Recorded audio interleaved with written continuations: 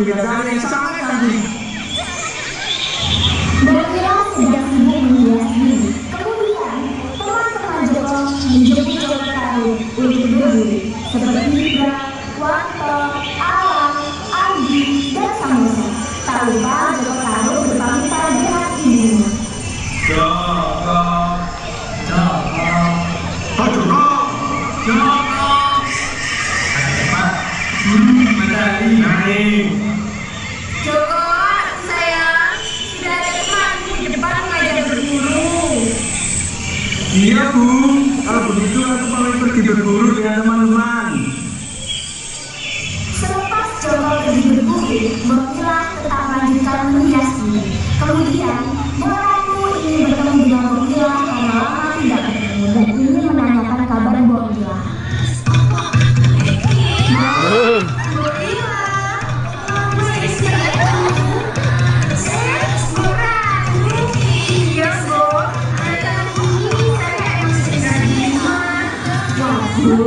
Pantesan ya, wajahnya makin buau gitu.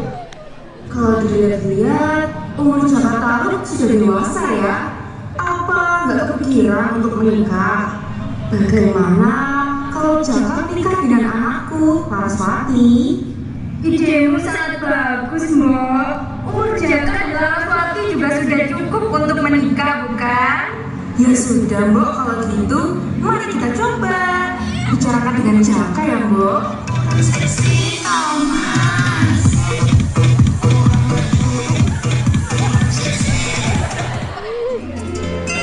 Di tengah perjalanan berburu, akhirnya Joko menceritakan mimpinya pada teman-temannya. Kalian tahu gak sih, semalam aku bermimpi menikah dengan seorang bidadari cantik jelita. Jadi cuma mimpi. Apa jangan-jangan itu halus saja? Iya ya, mana mungkin ada bidadari yang mau denganmu? Udahlah, aku itu harus mencoba. Iya tuh. Aku yakin pasti mimpiku. Mana mungkin aku halus? Sudahlah, kalau kalian tidak percaya. Matahari telah terbenam. Joko dan teman-teman kembali pulang dengan tangan kosong karena tidak mendapatkan hasil buruan satupun. Bu, aku pulang. Tapi sayangnya aku tidak mendapat hasil buruan. Sudah, Nak, tidak apa-apa. Besok kan masih ada waktu. Nak, Ibu pengen berbicara denganmu. Kamu akan Ibu nikahkan dengan anak Boraku, yaitu Laraswati. Karena Ibu sendiri sudah semakin tua dan Ibu ingin melihat kamu menikah. Baiklah Bu, Jaka mau demi kebahagiaan Ibu.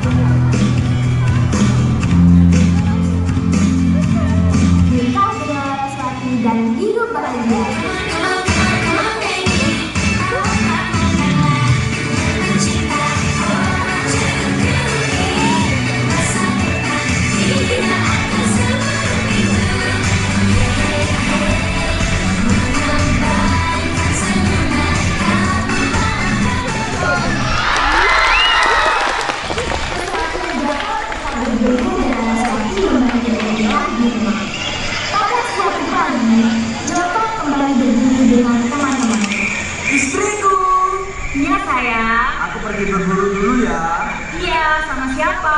Seperti biasa, dengan Samosa dan lainnya. Mas, tunggu sebentar. Tapi, aku punya firasat jelek denganmu. Apa kamu yakin hanya pergi berburu? Iya, istriku sayang. Percayalah padaku. Aku harus bergegas sebelum matahari semakin terik. Ya, hati-hati ya. Joko dan teman-temannya menuju ke sungai untuk menangkap ikan. Ketika tinggal beberapa langkah, Joko dan teman-temannya mendengar suara berbawah sekelompok perempuan. cantik banget loh, kayak bidadari. Itu orang mana ya? Kamu nggak pernah lihat mereka? Buset, itu bukan orang, itu bidadari beneran. Tuh kan, apa aku bilang? Mimpi aku bukan sekedar halu. Jangan berisik, sampai kita ketahuan tahu. Sekali putaran, berikan satu nikmati dan patah. Putar di wajah, jelas, multivitamin. Saat sedang asik menipu, Joko dengan pikiran jahatnya mengendap-endap untuk mengambil selendang dari salah satu bidadari. Di sini airnya sangat segar ya. Benar, apalagi di sini pemandangannya sangat bagus. Apalagi di sini sekarang terlalu manusia. Betul. Tapi kalian merasa kayak ada yang ngintip nggak sih? Hah? Masa iya sih? Iya. Di belakang ada yang ngintip kita dari tadi. Dasar mata keranjang tetapi tidak tahu diri. Aduh, gimana ini? Tempat ini sudah tidak aman untuk kita mandi. Iya ya, kayaknya sudah dari tadi kita diikuti. Iya nggak sih? Soalnya mereka langsung kabur gitu. Ya udah, kita pergi aja dari sini. Kita kembali ke kayangan. Lagian mataharinya sudah tenggelam.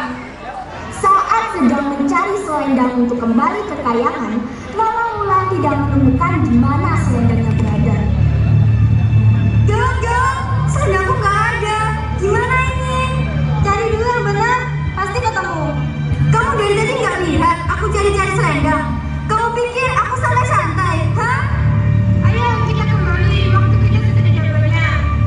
Waduh, gimana ya ini? Bantu cari dong, jangan diam semuanya. Apa sih Nawang Wulan dari tadi ngegas mulu? Ya udah kita tinggalin aja biar dia urus dirinya sendiri. Oke, fine, tinggalin aku. Dasar kalian semua egois.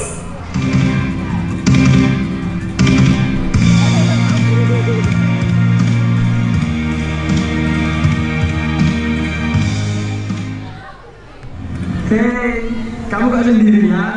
Kenapa kamu nangis? Aku nggak bisa kembali ke kayangan karena selendang aku hilang. Saudariku tadi meninggalkanku karena aku marah-marah. Oh, selendangmu hilang. Mendingan kamu ke rumahku aja untuk ganti baju dan beristirahat sebentar karena sudah malam. Benar juga katamu. Di sini aku juga kedinginan.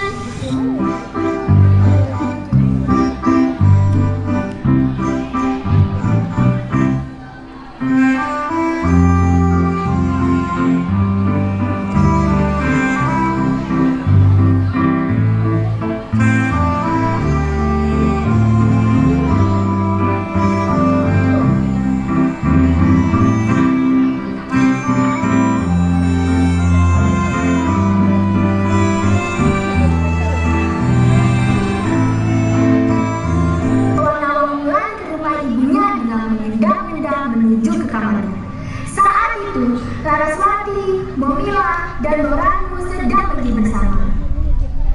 Kamu pilih sendiri saja bajunya. Ada di dalam lemari tuh. Aku tinggal ke depan ya. Iya, makasih ya. Loh, bukannya ini selendangku ya? Aku sudah yakin kalau ini selendangku.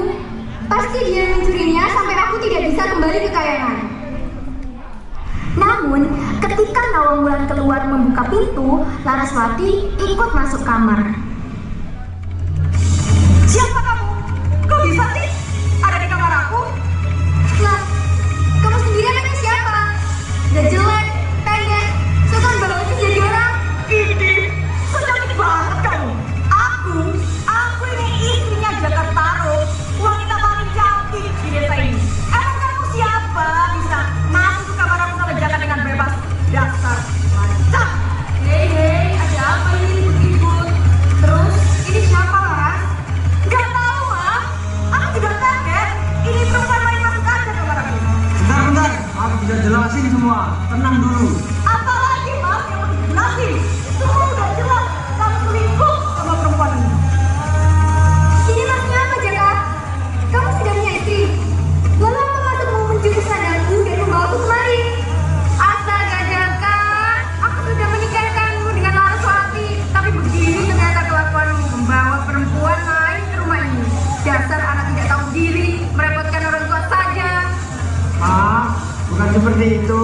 sana. Sini biar gue luruskan dulu.